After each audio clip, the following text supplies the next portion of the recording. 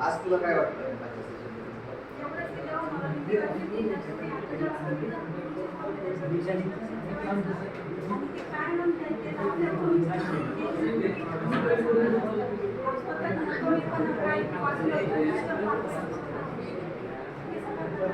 तुझं नाव काय? गाव? खूप छान ओपिनियन दिलं या विद्यार्थ्यांना.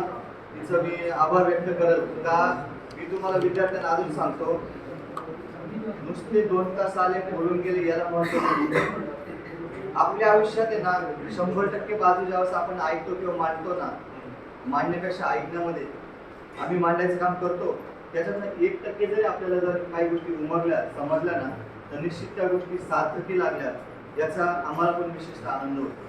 दुसरी एक गोष्ट आहे, भविष्यात तुम्ही ज्यावेळेस एखाद्या ट्रेनिंग प्रोग्रामला जाल, बाहेर EDP असो, व्यक्तिमत्व विकास प्रशिक्षण असो, असे भरपूर ट्रेनिंग्स आहेत. आणि ज्यावेळेस मानवी प्रवृत्तीमध्ये एक नियम असतो की एखादी गोष्ट आपल्याला फ्री ऑफ कॉस्ट आणि फुकट भेटली ना, तिचं महत्व नसतं.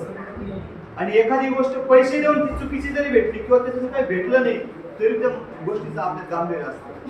म्हणून ती गोष्ट आपल्याला फ्री ऑफ कॉस्ट भेटते की विकत भेटते, या दोन्ही बाजूमध्ये आपण काय घेतो ही बाब फार महत्वाची आहे.